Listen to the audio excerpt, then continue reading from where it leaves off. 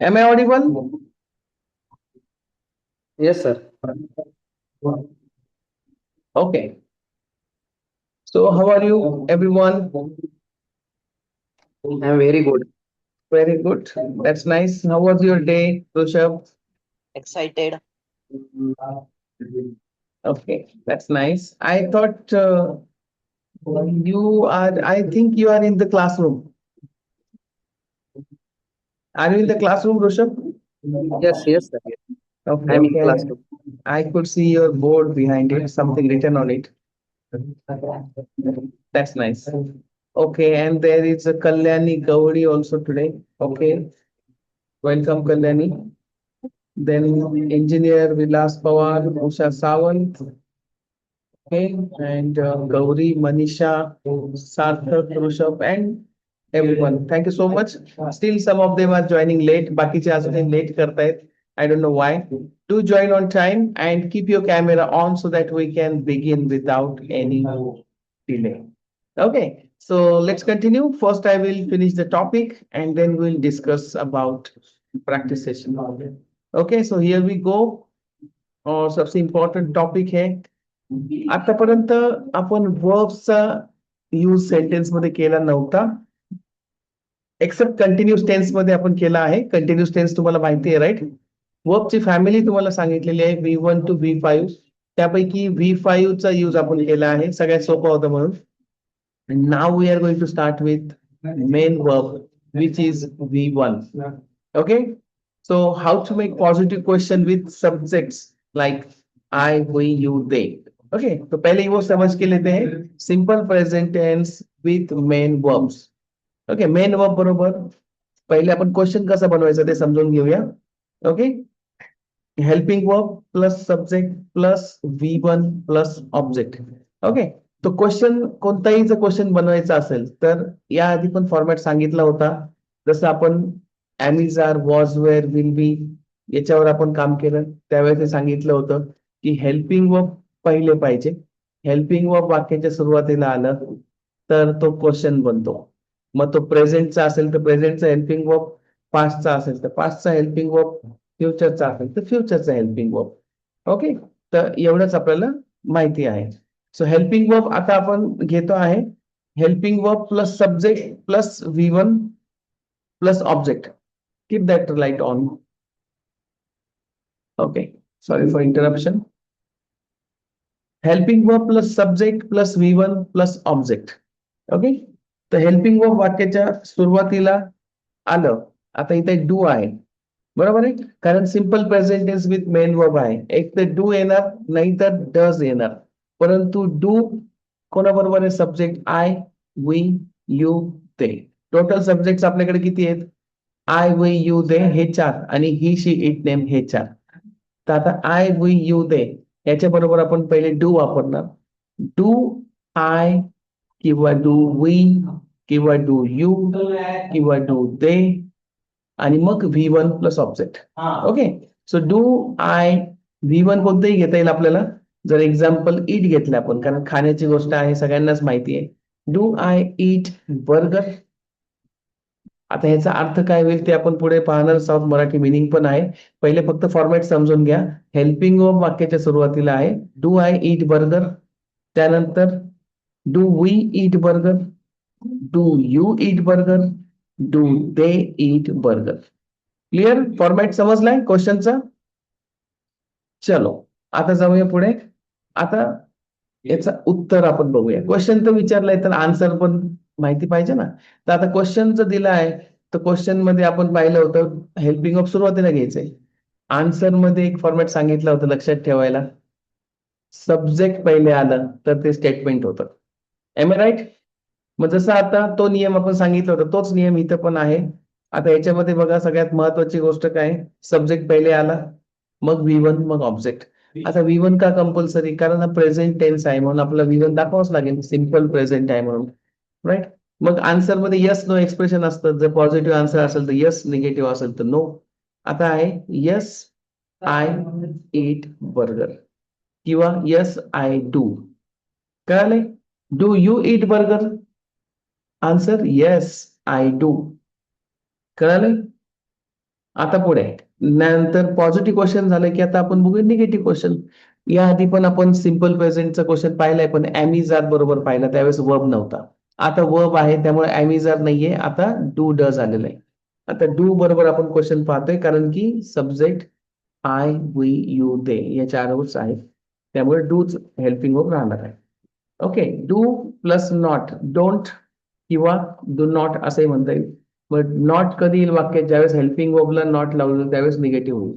मग don't I eat burger किंवा don't we eat burger किंवा don't you eat burger, don't they eat burger. कळाले? हे झाले तुमचे निगेटिव्ह क्वेश्चन्स.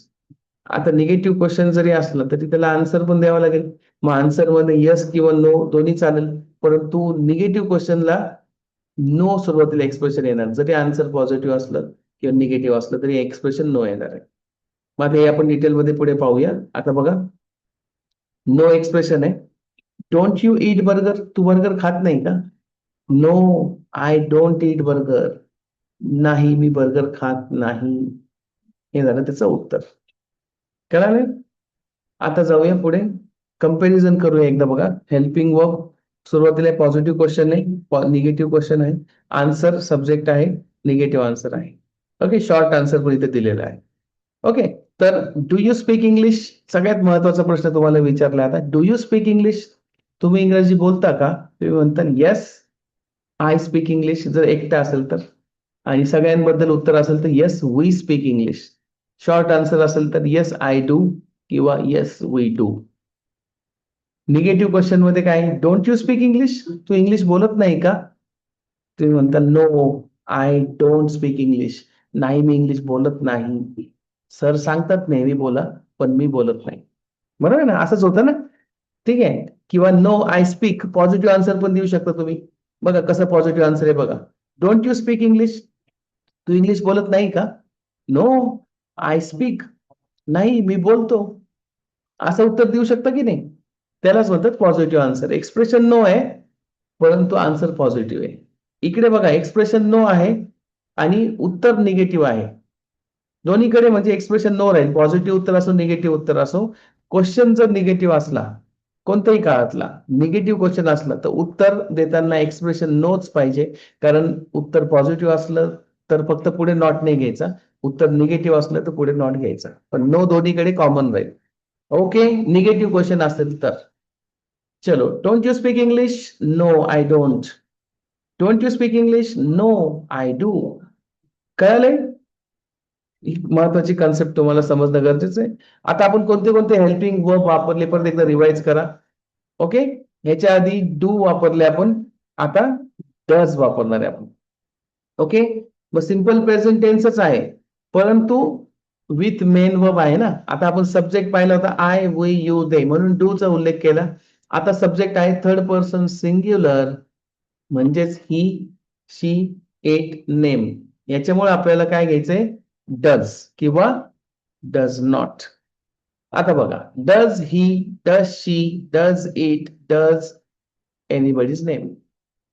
डज नॉट असेल तरी पण doesn't he, doesn't she, doesn't it, doesn't name. समजते? हे झालं तुमचं हेल्पिंग वर्ब बरोबरचं कॉम्बिनेशन. आता क्वेश्चन बनवताना तसंच होणार आहे. तो सब्जेक्ट तो घ्यायचा आपल्याला, ही शी इट पैकी एक, कारण आपण डज वापरणार आहे वाक्यात. फॉर्मॅट सेम आहे, helping verb plus subject plus V1 plus object. तिकडे पण फॉर्मॅट तोच होता, फक्त हेल्पिंग वर्ब डू होतं कारण subject I we you they होता. आता डज घेतले कारण ही शी इट नेम आहे. क्लिअर? दोन्ही सिंपल प्रेझेंट टेन्सच आहे. Does he it burger? तो बर्गर खातो का? हा प्रश्न विचारलाय. आता आता तुम्ही खाता काय हा नाही विचारले. तू खातो का म्हटल्यावर डू यू इट बर्गर, कारण करता यू आहे म्हणून डू वापरलाय. तो खातो का म्हटल्यावर थर्ड पर्सन सिंग्युलर आहे म्हणून डज ही इट बर्गर. तो बर्गर खातो का? समजतं इथपर्यंत? क्लिअर आहे सगळ्यांना? चलो पुढे. आता आता ह्याचं आन्सर द्यायचं थोडंसं आपल्याला लक्ष द्यावं लागेल, कारण आन्सर मध्ये थोडा ट्विस्ट आहे. आन्सर मध्ये आपल्याला नवीन वर्बचा फॉर्म ऍड करायचा आहे, जो की V4 आहे. आणि तो एक्सक्लुझिव्हली ह्या टेन्स साठी आपल्याला वापरायचा आहे. आपण V1, V2, V3, V4, V5 असे 5 फॉर्म पाहिले होते. त्यातला V5 आपण कंटिन्युअस टेन्स मध्ये युज केलाय. V1 मी आता सांगितलंय डू बरोबर वापरायचंय सिम्पल प्रेझेंट टेन्स मध्ये. मग डज असल्यावर काय करायचं, वाक्यामध्ये डजचा क्वेश्चन असेल तर आन्सर देताना V4 वापरायचंय. बघा आता, डज ही ईट बर्गर हा क्वेश्चन होता. येस शी इट्स बर्गर किंवा ही इट्स बर्गर किंवा इट इट्स बर्गर किंवा ऋषभ इट्स बर्गर. सगळ्यांचं वाक्याचं फॉर्मॅट सेम राहील, फक्त आपण करता बदलतोय. पण ही शी इट नेम पैकी करता असेल तर V4 कंपल्सरी लागणार. म्हणजेच इटला एस किंवा ES हा प्रत्यय जोडायचा आहे. आता इटचं इट्स होणार. ओके, समजतंय? किंवा शॉर्ट आन्सर द्यायचा असेल तर इथं यस शी डज असं का घेतलंय, कारण इट्स V4 आहे तर डज पण V4च आहे. हे लॉजिक समजलं पाहिजे महत्वाचं. डज V4 कसं आहे बघा. आता डू हा मेन वर्ब आहे. डू म्हणजे करणे V1, डीड केलं V2, done V3, does V4 and doing V5. आता कळाले, म्हणून डज इथे घेतले आपण. Yes she does. वाक्यामध्ये ज्यावेळेस डज किंवा डज नॉट असतं त्यावेळेस नेहमी V1च वापरायचंय सिम्पल प्रेझेंट टेन्स मध्ये. हा नियम कायम लक्षात ठेवा. वाक्यामध्ये डज किंवा डज नॉट असेल तर V1च वापरायचं. आता इथे तसा नियम लावलाय आपण बघा. ओके, यस शी डज म्हणून तिथे आपण पुढे परत काही घेतलेलं नाही. यस शी इट्स चालेल, इट्स म्हणा किंवा डज म्हणा दोन्ही चालेल. ठीक आहे, पण डज घेतले मग इट्स घेतले असं नाही चालणार. ओके, आता याचं निगेटिव्ह बघा. निगेटिव्ह क्वेश्चन करू आपण. How to make negative question with subject he she it name. Helping verb plus not plus subject plus V1 plus object. आता फक्त नॉट लावायचंय निगेटिव्ह करायच्यासाठी, सेम फॉर्मॅट आहे. पण आता हेल्पिंग वर्ब डू नाहीये, इथे डज घेतलाय कारण ही शी इट नेम आहे म्हणून. मग डज घेतल्यावर काय येईल, डझंट म्हणजेच डज नॉट. मग काय येईल, डझंट ही इट बर्गर.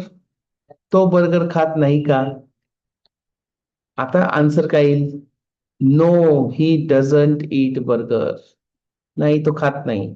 खात असेल तर no he doesn't, sorry no he doesn't negative आहे. खात असेल तर शॉर्ट आन्सर होईल no he does. Okay, no he does म्हटलं की पॉझिटिव्ह उत्तर झालं बरं का. नो आलं म्हणून उत्तर निगेटिव्ह होत नाही. नॉट आलं तरच निगेटिव्ह होईल.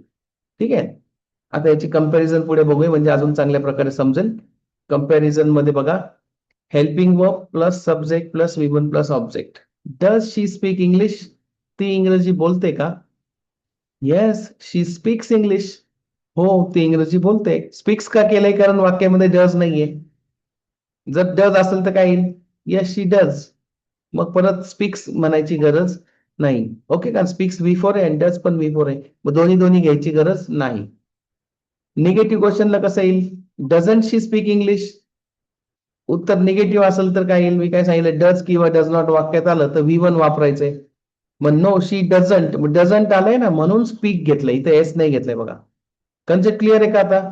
No she doesn't speak English, no she doesn't speaks असं नाही म्हणत आपण. डझंट आलंय म्हणून स्पीक घेतलंय. डज असेल तरी पण स्पीक घ्यावं लागेल. No she doesn't. कळालंय, शॉर्ट आन्सर. कळालं इथपर्यंत सगळ्यांना. चलो आता जाऊया सगळ्यात महत्वाचा टर्निंग पॉइंट, जे तुम्ही कायम क्वेश्चन्स विचारत असता, असे WH क्वेश्चन्स. सगळ्यात सोपे आणि सगळ्यात युजफुल क्वेश्चन्स आहेत WH क्वेश्चन. मग याच्या आधी जे क्वेश्चन शिकले आपण, am are, was, were, will be, आज, डू, डज, हे झाले बेसिक क्वेश्चन. हेल्पिंग वर्बनी सुरू होणारा क्वेश्चन जो आहे तो आहे बेसिक क्वेश्चन. पण हेल्पिंग वर्बच्या आधी WH लावला तर तो होतो WH क्वेश्चन. मग आता बघा फॉर्मॅट तोच आहे. पहिले helping verb plus subject plus V1 plus object हा बेसिक क्वेश्चनचा फॉर्मॅट होता. आता हेल्पिंग वर्बच्या आधी काय केले, WH लावले, झाला WH क्वेश्चनचा फॉर्मॅट. आता बघा एक्झाम्पल काय येईल, डू यू ईट बर्गर हा झाला बेसिक क्वेश्चन. काय सांगितलं तुम्ही, हेल्पिंग वर्बने सुरू झालं तर बेसिक क्वेश्चन. आता त्याच डू च्या आधी जर वेन लावलं, वाय लावलं, वेअर लावलं, हाऊ राहिलं तर WH क्वेश्चन तयार होतोय. म्हणजेच डू यू ईट बर्गर, तू बर्गर खातो का, हा झाला बेसिक क्वेश्चन. तो म्हणेल येस आय डू. मग आपण विचारणार when do you eat burger, तू केव्हा बर्गर खातो. आलं लक्षात? मग त्याचं उत्तर देईल I eat burger when I feel hungry. जेव्हा मला भूक लागल्यासारखं वाटतं त्यावेळेस मी बर्गर खातो. Okay. Where do you eat burger? पहिले डू यू ईट बर्गर, परत क्वेश्चन आला का? तू बर्गर खातो का? येस आय ईट, मी खातो. Where do you eat burger? तू कुठे खातो? मग आता त्याचं उत्तर द्यावं लागेल. I eat burger at McDonald's. जर तुम्ही नॉनव्हेज खात असाल तर I eat burger at KFC, right.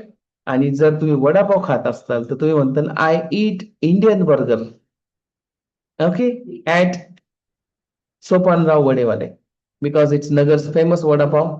तर वडापावलाच काय म्हटलं जातं? Indian burger. मग कसं होईल? Do you eat Indian burger? Yes I eat. Where do you eat Indian burger?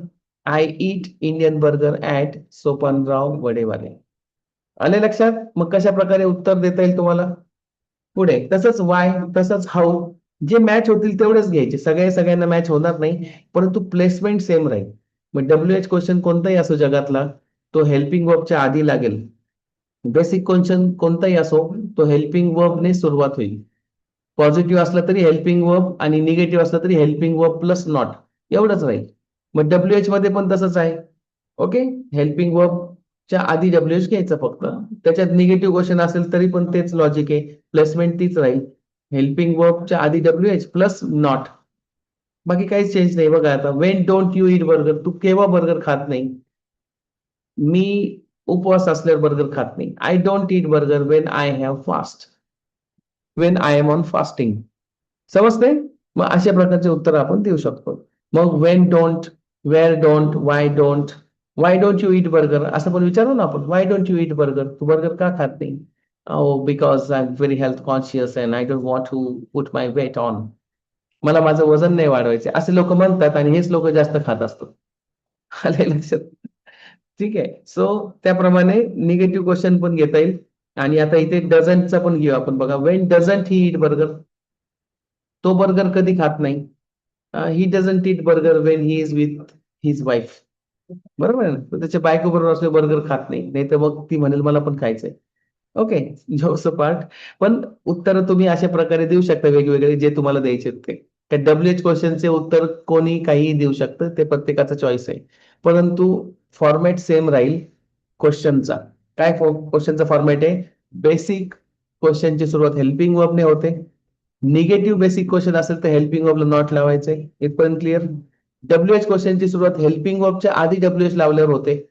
जर निगेटिव्ह क्वेश्चन असेल तरी पण हेल्पिंग वर्बच्या आधी WH लावायचे आणि हेल्पिंग वर्बला नॉट लावायचे.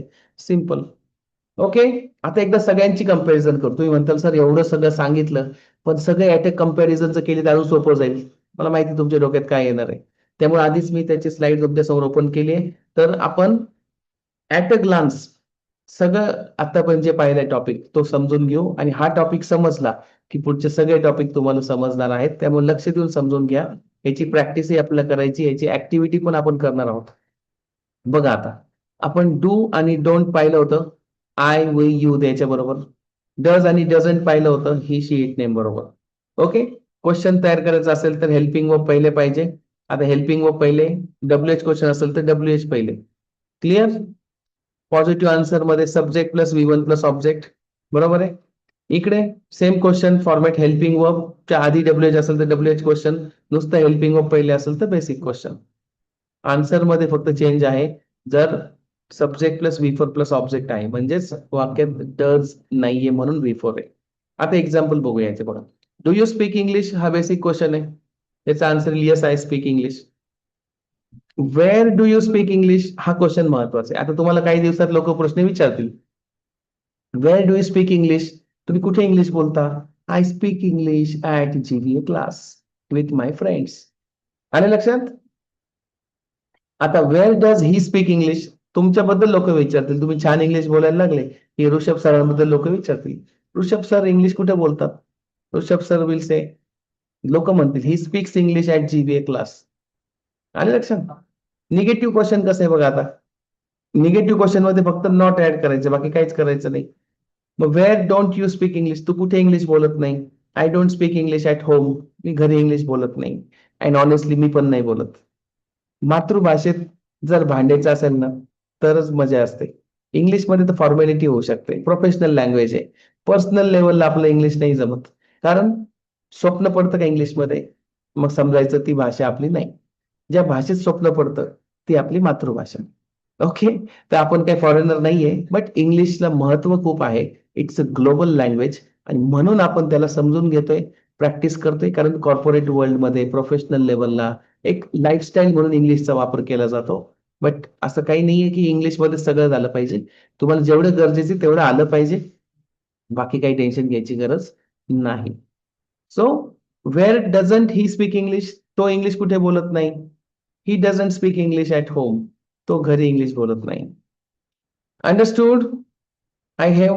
तुम्हाला समजलंय सगळ्या गोष्टी. जे टॉपिक आपण आता घेतलाय तो खूप महत्वाचा आहे. हा कोर टॉपिक आहे आपल्या इंग्लिशच्या सिलेबस मधला. ऑनलाईन स्पोकन इंग्लिश क्लास जरी तुम्ही करत असला तरी पण स्पोकन इंग्लिश तुम्हाला लाईव्ह प्रॅक्टिस करणं गरजेचं आहे. त्यामुळे आपण टॉपिक आता शिकून झालेला आहे. त्याच्यावर आता आपण अप्लाय करणार आहे. त्याच्या आधी डेली युजफुल फ्रेजेस बघूया आणि मग आपण लाईव्ह सेशन कडे जाऊया परत. चलो. In my opinion. Okay. In my opinion this is a better option. मेरी राय में यह एक बेहतर विकल्प है. Okay. I think we should try something new. कशाच्या फ्रेजेस आहे या सगळ्या गिव्हिंग ओपिनियन्स अँड सजेशन्सच्या फ्रेजेस आहे. बऱ्याच वेळा आपण एखाद्याला सजेशन देतो, एखाद्याचं ओपिनियन घेतो किंवा देतो, त्यावेळेस या पद्धतीचे वाक्य आपण बोलू शकतो. What do you think about this? Okay. तुला काय वाटतं याबद्दल? असं विचारतो की नाही आपण? किंवा तुम्ही कोणाला तरी विचारत असाल, तुम्हाला कोणतरी विचारत असेल, what do you think about this idea? ठीक है. That's just my personal opinion. ये मेरी व्यक्तिगत राय आहे. माझं पर्सनल ओपिनियन आहे. असं काही नाही. तुला जे वाटेल ते कर. I agree with you completely. Okay. असं बायको म्हणत नाही कधी मला. ठीक आहे. ती नेहमी अपोज करते. I am not sure I agree with that. मुझे यकीन नहीं कि मैं उससे सहमत हूं.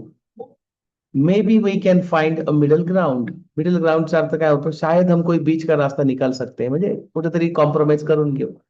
आई would be sorry it would be better to wait for now. अभी के लिए इंतजार करना बेहतर होगा. Let's take everyone's opinion before deciding. फैसला लेने से पहले चलो सबकी राय लेते हैं. I respect your point of view. मैं आपकी दृष्टिकोन का सम्मान करता हूं.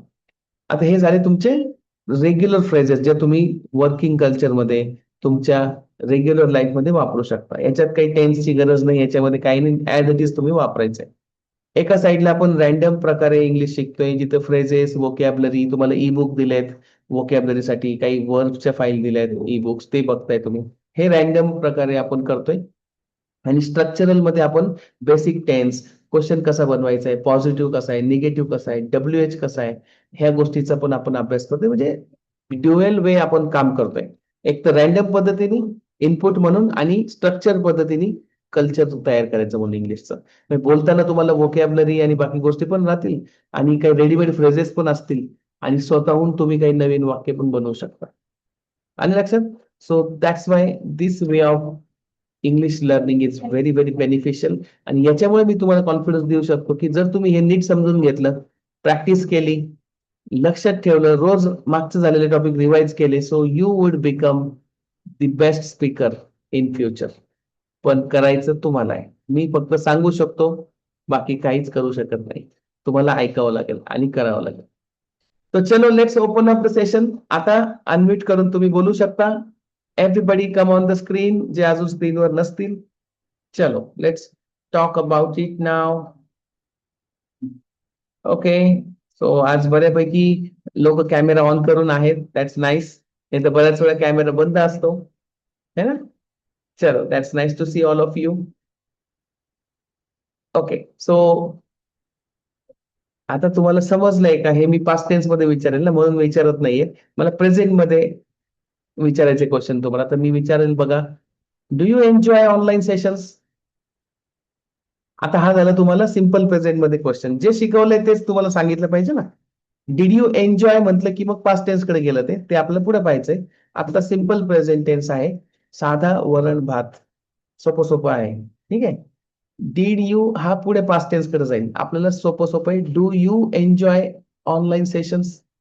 मग आता ही नेहमीची क्रिया आहे ना, म्हणून सिंपल प्रेझेंट टेन्स मध्ये तुम्ही ऑनलाईन सेशन्स एन्जॉय करता का? I want your answers. पूर्ण वाक्यात. Yes, I enjoy online session. Okay. Yes I have म्हणाली का तू Kalyani? Yes, I enjoy. Perfect. Yes I enjoy online sessions. Very good. म्हणजे फॉर्मॅट बरोबर मॅच होतोय का? क्वेश्चन मध्ये डू हेल्पिंग वर्ब लावला मी, बरोबर ना? Do you enjoy online sessions, हा झाला क्वेश्चन. आन्सर देताना सब्जेक्ट पहिले घेतलं कल्याणीने, बरोबर. Yes expression yes I enjoy online sessions. Yes I do असं पण म्हणता येईल. Yes I do. फक्त येस तर तुम्ही म्हणताच आहे, त्यासाठी क्लासची गरज नाहीये. ओके. चलो पुढे. Next question. आता पुढचं क्वेश्चन कोण विचारेल सांगा बरं? एखादा क्वेश्चन विचारायचा आहे. सिंपल प्रेझेंट टेन्स मध्येच क्वेश्चन विचारायचं तुम्हाला. एक काम करा, तुम्हाला मी 5 मिनिटं देतो. प्रत्येकाने 2-2 क्वेश्चन्स लिहा. पॉझिटिव्ह निगेटिव्ह एवढंच लिहा. डब्ल्यूएच नका लिहा आता. पॉझिटिव्ह निगेटिव्ह डू आणि डज दोन्हीचे लिहा. ओके. चलो 5 मिनिटाचा वेळ घ्या फास्ट. हे क्वेश्चन्स लाईव्ह तुम्हाला बोलायचे बरं का, त्याप्रमाणेच क्वेश्चन विचारा.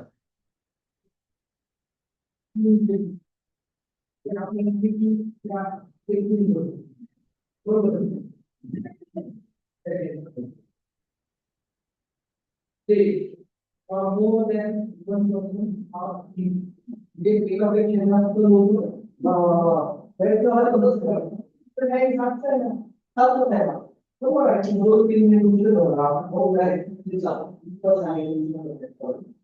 equation has to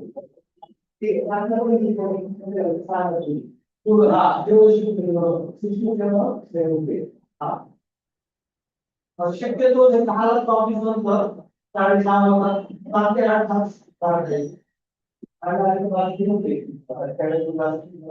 presentation suppose आणि हे त्या क्लासेस हो पण त्यांचे समोर करायचे त्यांना उठल्यावर केले 6:15 आणि हो तर कंटिन्यू करू. Yes sir continue. एका वर्षाची बॅलन्स करते मला पण हो दिव्या काय म्हणतो speed for having more things or unmotivated.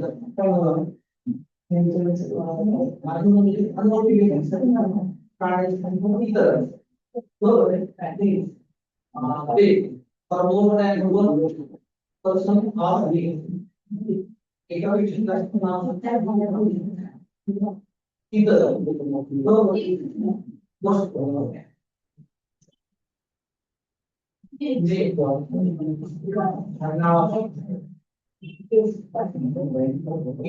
instead of pronoun when talking about person by name. Maybe actually oh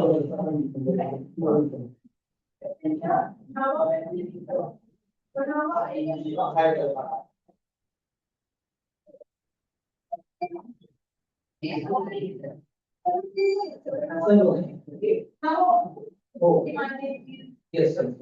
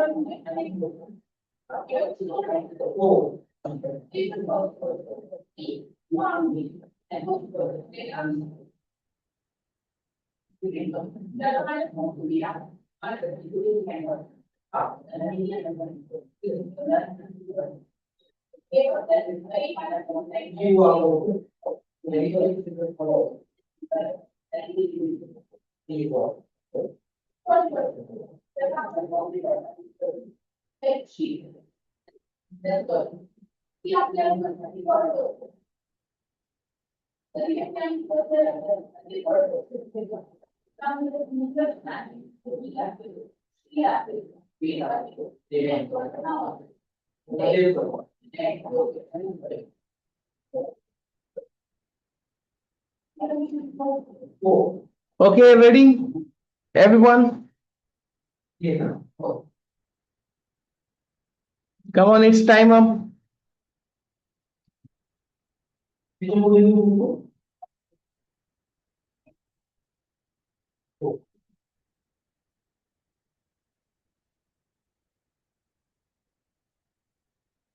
What are you waiting for? Come on, speak up. I Let's want you start. guys to speak maximum time. Yes, Madhura is ready. हाँ, बोला Do you like madam. it? Yes, sir. Do you like it? Don't you like it? Do you write a story? Don't you write a story? Does she sing a song? Doesn't she sing a song? Does, Does she काय आहे परत एकदा? sing a song? Okay, बरोबर आहे. Does she sing song? Okay. Does he play cricket? Doesn't he play the cricket? No, doesn't he play a cricket? Cricket नाही येणार. Cricket. Only cricket. I don't write here, but when I speak, I say Over, sir.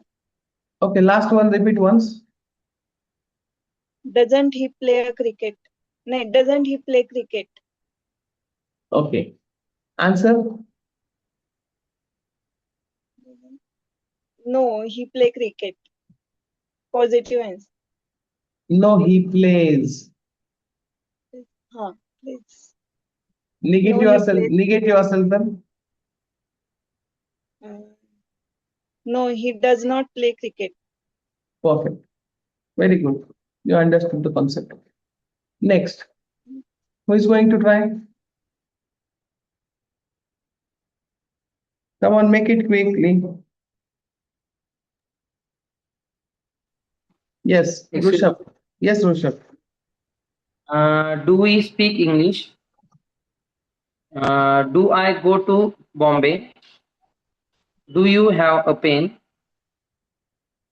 Do they go to Ailanagar? Don't I go to school? Don't we go to Ailanagar? Don't you speak English? Don't they sing a song?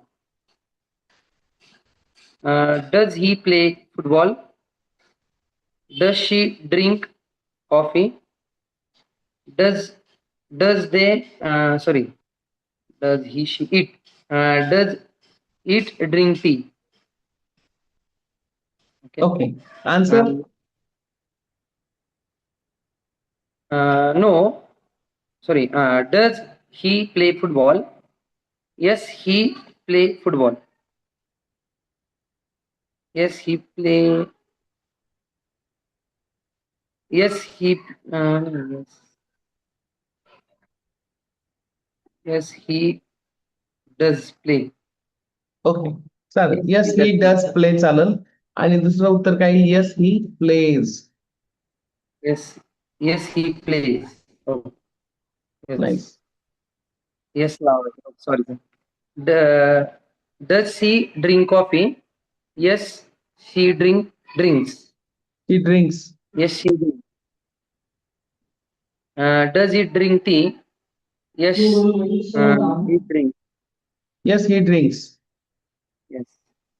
Nice. Next one, Usha Sawant. Do you learn English? Yes, I learn English. Don't you learn English? No, I don't learn English. Do I read book? Yes, I read book. Don't I read book? No, I don't read book. Does he play cricket? Yes, he plays cricket. Uh, doesn't he play cricket? No, he doesn't play cricket. Does she write poem? Yes, she writes poem. Doesn't she write poem? No, she doesn't write poem.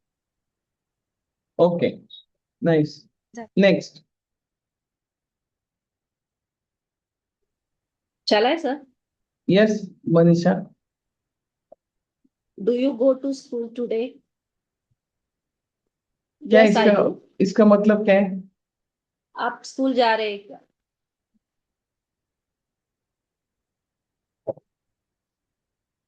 Are Do you go you to are you going to school? इसका मतलब क्या है? क्या आप school जा रहे हैं क्या? ऐसा थोड़ी होता है।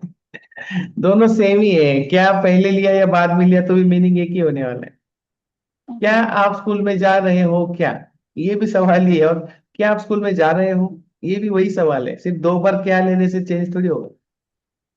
तो आपका क्या हुआ है, सिंपल प्रेजेंट को ही आपने कंटिन्यूअस का मीनिंग लगा दिया।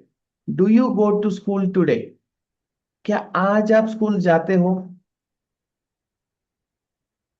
और आपने क्या यूज किया, क्या आप स्कूल जा रहे हो, तो ये कंटिन्यूस टेंस में गया ना। Are you going to school, okay. आगे, Second, do you agree with me? Do you agree with me चलेगा। And does he go to picnic? चलेगा, does he go on picnic, does he go for picnic, ये भी चलेगा। Or picnic? Does she cook food? हाँ, क्या मतलब होता है इसका? वो खाना बनाती है क्या?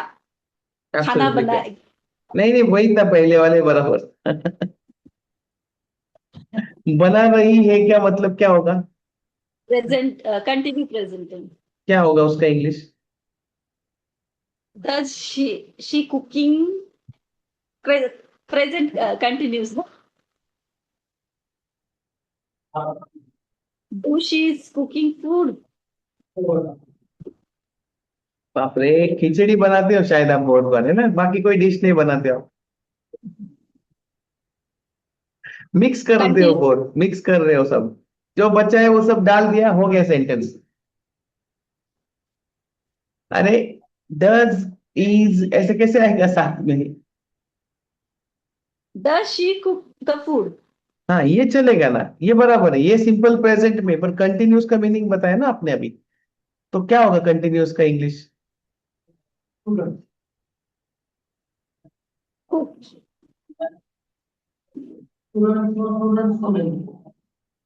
कौन बताएगा? हाँ, Rishabh. Is she cooking food? समझा क्या Manisha? Eat. Is Is Sorry. Is Okay. She is cooking. हाँ, ये आंसर हो गया, शी इज कुकिंग फूड, और इज शी कुकिंग फूड ये क्वेश्चन हो गया। Is she cooking food? इतना ही।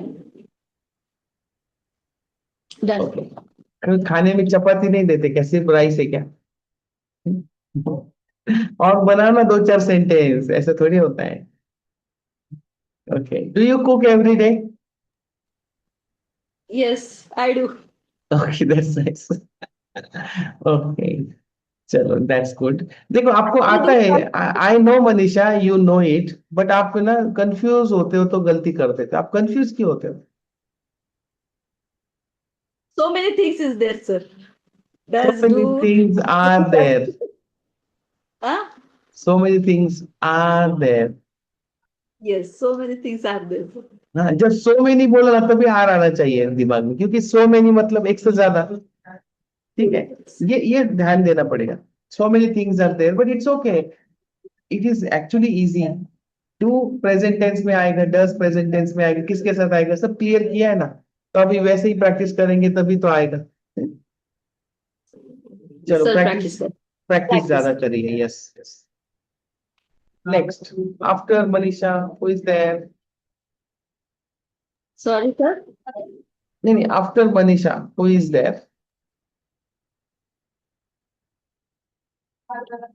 Come on, what are you waiting for? Others, Gauri, Vilas, Sarthak, Kalyani. हाँ, Do इधर you? Vilas, do you want to speak? Yes, sir. Do you complete your homework? Yes, I do complete my homework. Do you student at GVA class? Yes, I do student at GVA class. नहीं नहीं, क्या होगा, क्या गलत हो रहा है, वापस बोलिए एक बार। Do you student at GVA class? Okay, Yes. क्या होगा इसका करेक्शन, क्या होगा, do you student at GBA class, याचा अर्थ काय? तुम्ही GVA class student आहे का? ओके, मग आता are you student of GBA class याचा अर्थ काय?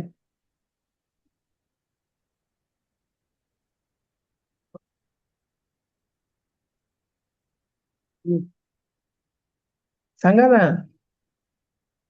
तुम्ही GVA class चे student आहे का? बरोबर, मग दोन्ही अर्थ एकच होतात आहे ना मराठीत. हो. मग आता मराठीत जर दोन्ही अर्थ सेम आहे तर इंग्लिश मध्ये पण सेम पाहिजे ना, मग सेम आहेत का, वेगवेगळे घेतोय ना आपण. हो. मग आता काय चुकतंय मग आपलं?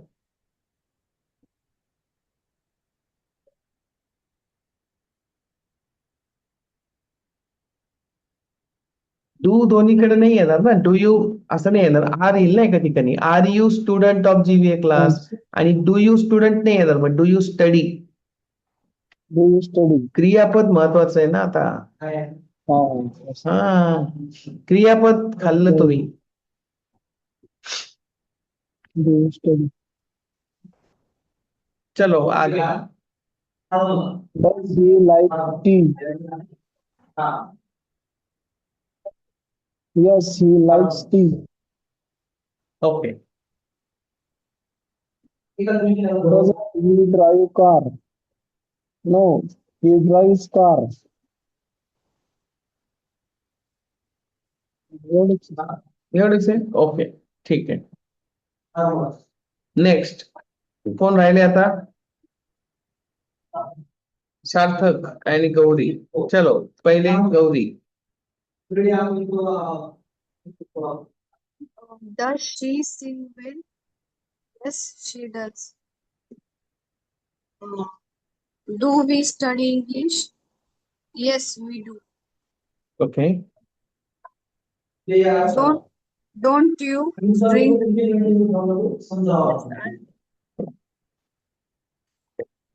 Doesn't डोंट म्हटल्यावर यस नाही येणार, नो येईल. no, she doesn't.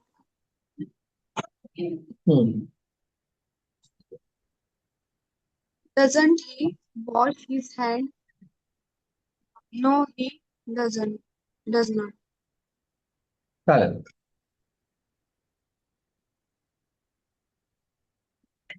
Do you watch TV daily?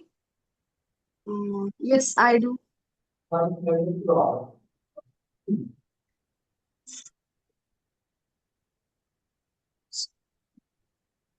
Okay, done. Okay, do you practice English daily? Gauri.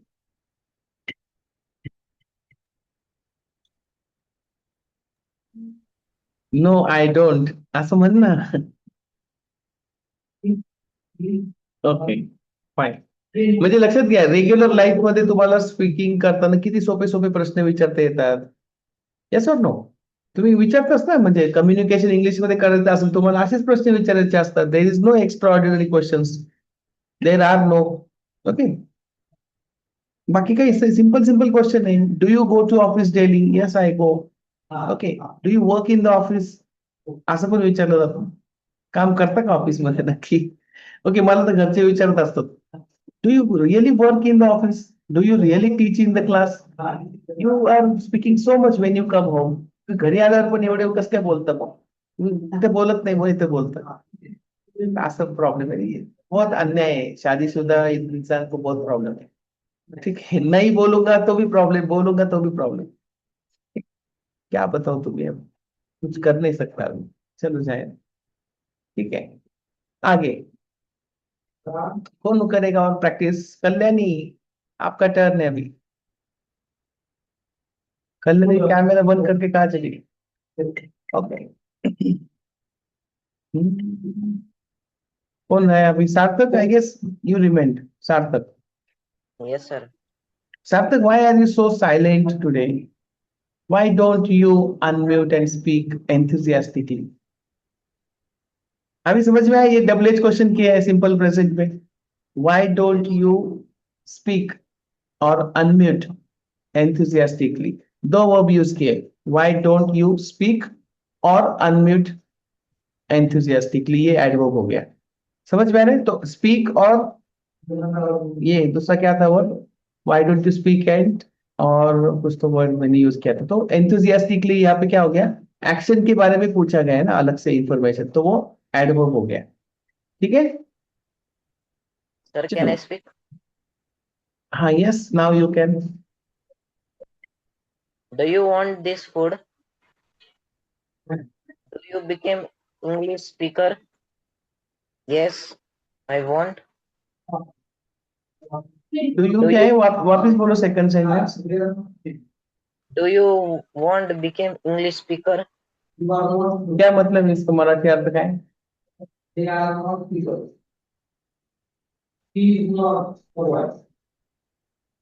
तुम्हाला स्पीकर बनायचंय का? हाँ, वो वॉन्ट नहीं है, वॉन्ट है. Do you want to become. दोन क्रियापद शेजारी आली की मध्ये टू लावायचंय. Do you want to become. Okay. Do you play cricket? Yes, I play. Do you practice daily? Yes, I do. You doesn't complete your homework? Question. Doesn't you complete your homework? Correction.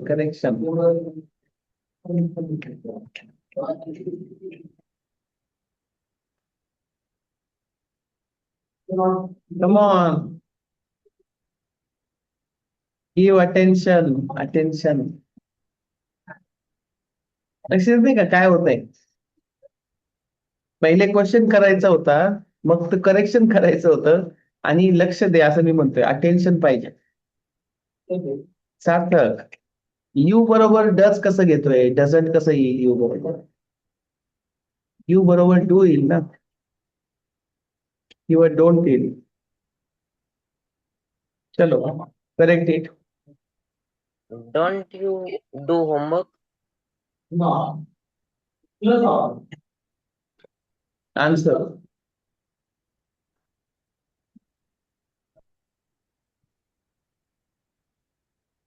Sir, complete. अरे answer दे ना सार्थक. Why don't you answer my question? Do you become English speaker? Yes, I want. अरे बाळा, do you become आहे का? Do you become English speaker असं विचारायचंय का तुला? Do you want to become? Do you want become English speaker? अरे सार्थक, काय झाले तुझं आज? झोप नाही झाली का तुझी? तू वॉन्ट म्हणते. Want, it's not want. Do you want to become English speaker? तुला इंग्लिश स्पीकर बनायचंय का? Yes I want. Yes I do. समजतंय का? चलो next question. Sarthak. Do you play cricket? Yes, Yes. I play. I play किंवा yes I do. पुढे. Don't you complete your homework? Don't you complete your homework. बरोबर आहे. Answer. No, I don't. No I don't complete. Okay, fine. Sarthak, लक्ष द्या. पण positive result दिसला पाहिजे मला, असं निगेटिव्ह नाही आलं पाहिजे. वाक्य चुकायला नाही पाहिजे. तू हुशार आहेस, तू करू शकतो. लक्ष द्या फक्त. चलो नेक्स्ट. कोण राहिलंय? Kalyani Gawali, I guess. आहे का कल्याणी? नाही, she is not there. Okay, yes. Next anybody? Somebody raised hand. Sir, I have one. One Maybe what? it is wrong. I have one what? Question. हाँ ये बोलो ना आगे. हाँ, मतलब ये सही है क्या? Do you have any question? Then when you have, this is right sentence. Do you have any question?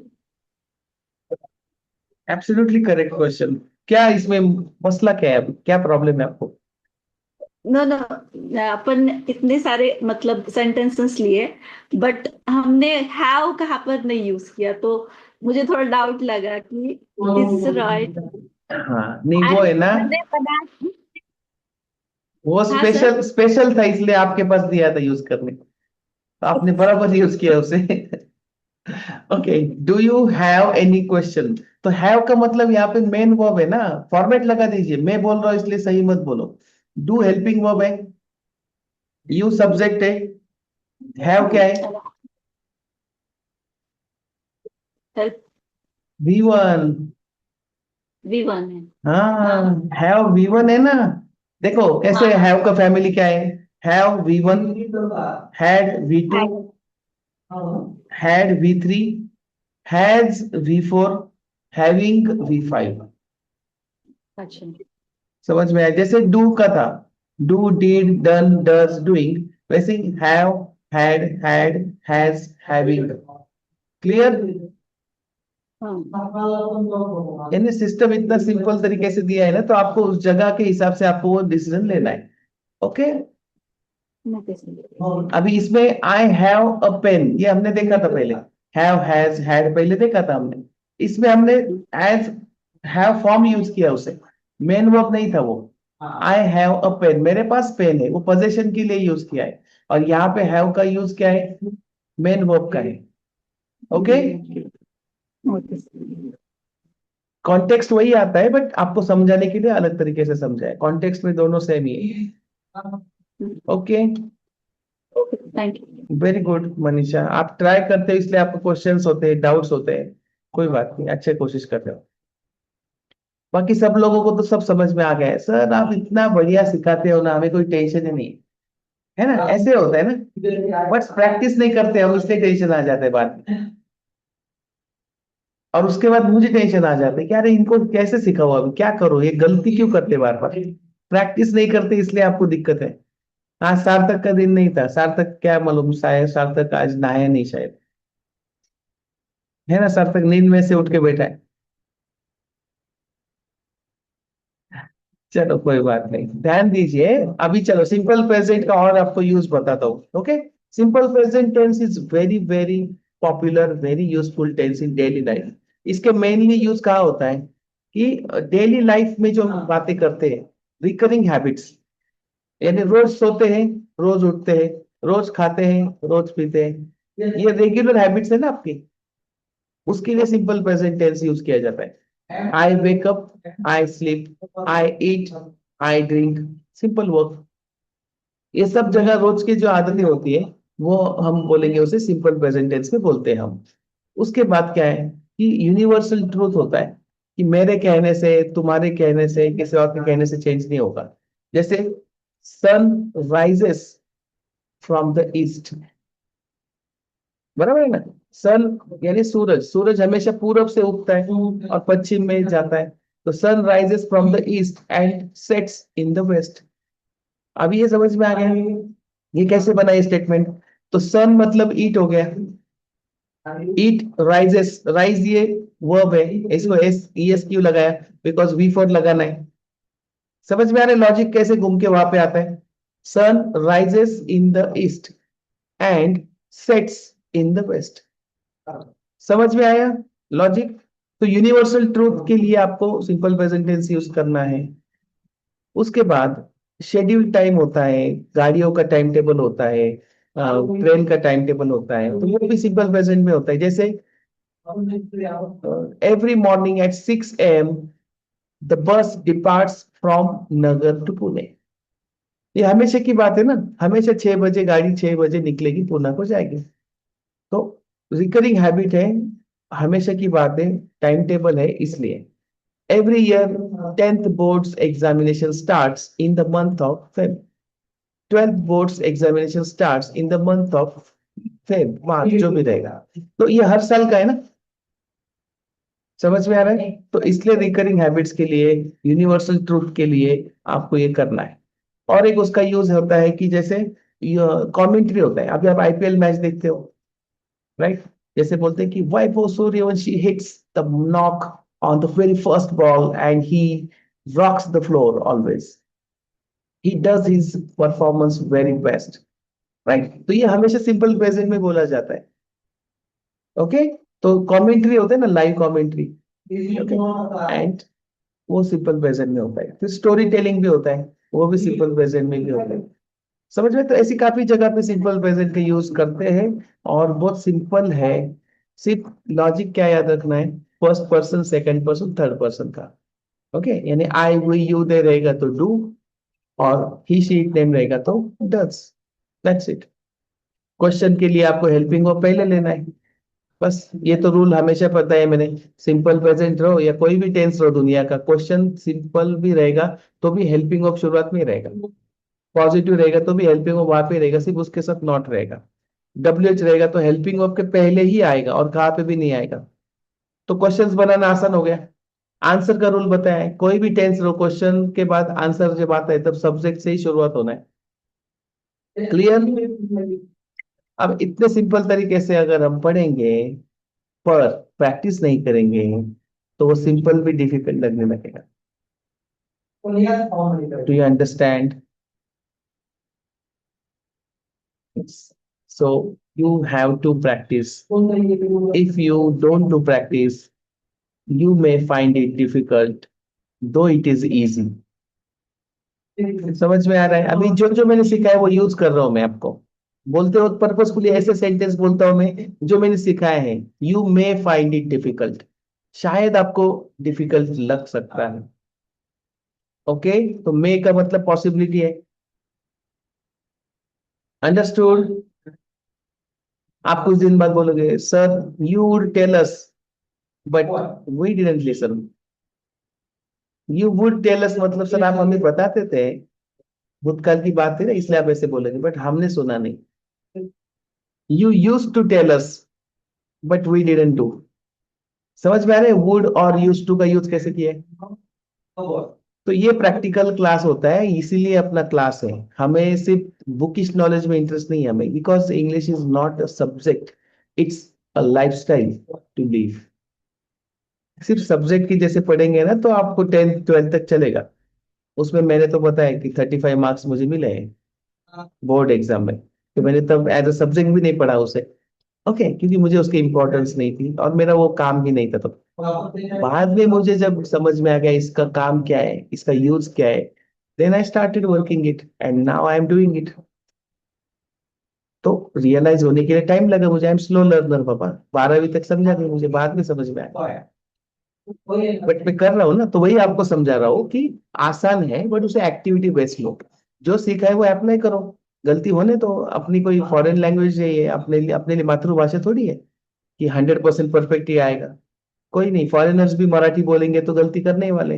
वो उसको हम बहुत अप्रिशिएट करते, वाह वाह कितना अच्छा है ना, मराठी बोलते देखो। और हम क्या करते, इंग्लिश बोलते हो हम ऐसे बोलते कि जैसे वो कोई गुनाह कर रहे हैं हम। क्या है उसमें, इसमें सिंपल सिंपल बताना है, सिंपल बता रहा हूँ, समझा रहा हूँ, अप्लाई करो, होने दो गलती, कोई फर्क नहीं पड़ता है। Got it? तो ये करना पड़ेगा आपको, ये मैं नहीं कर सकता, आपको ही करना है। ठीक है? So I hope you understood. और सबसे इंपॉर्टेंट अभी आपके लिए एक्टिविटी ये है कि ऐसे सेंटेंसेस आपको बनाने हैं जो सिंपल प्रेजेंट का फॉर्मेट फॉलो करेंगे। उसके लिए एक्टिविटी है, you have to write down your daily schedule. रोज सुबह में इतने बजे उठता हूँ, फिर मैं ये करता हूँ, फिर मैं वो करता हूँ, फिर ब्ला ब्ला ब्ला जो भी रहेगा आपका, और मैं दिन खत्म करता हूँ। ये हो गया आपका सिंपल प्रेजेंट का, ये हो गया खुद का। अभी किसी और का भी लिख सकते हैं आप। मेरा भाई सुबह जल्दी उठता है, मुझे तंग करता है, फिर वो आराम नहीं करता, मुझे भी करने नहीं देता। देखो कैसे हाथ रही मधुर है, देखो घर घर की स्टोरी। ओके, अब मेरे बारे में पूछूंगा तो मैं ऐसे करता हूँ, मेरी वाइफ बोलेगी मेरे हस्बैंड सुबह 5 बजे उठते, कुछ तो गाना लगा के रखेंगे, कुछ तो ऑडियो लगा के रखेंगे, मेरी नींद नहीं होती, ऐसी कंप्लीट करेंगे वो। तो ये सब सिंपल प्रेजेंट में। He wakes up early in the morning, then he plays some music, and then he starts working something, he starts reading, and sometimes he goes out, he doesn't tell me। ये हो जाएगा आपका positive negative. ये आपको real life में activity के साथ करेंगे तो क्या प्रॉब्लम है आपको? तो मुश्किल लगेगा क्या ये? नहीं लगेगा, पर ये करेगा कौन? आपको ही करना है, ये क्वेश्चन का आंसर है। आप कुछ दो मत, नहीं तो मेरा नाम लोगे आप। ओके, चलो, that's good. I hope you understood today's class and it was fantastic class for me also, और आपके लिए भी हुआ रहेगा। इसके आगे और मजा आएगा क्योंकि हमारे पास अभी इनपुट मिलेगा, मटेरियल बढ़ेगा, बोलने के लिए भी, प्रैक्टिस के लिए भी, और आपको वो अप्लाई करना है। Okay, promise? अभी तक जो सीखा है उसे रिवाइज करना, ये कंडीशन है। वो मैं ऑप्शन नहीं दे रहा आपको, यू मस्ट डू इट। पहले दिन से जो आपको सिखाया है वो अप्लाई करो, तभी आगे और मजा आएगा, फिर गलतियां कम होगी।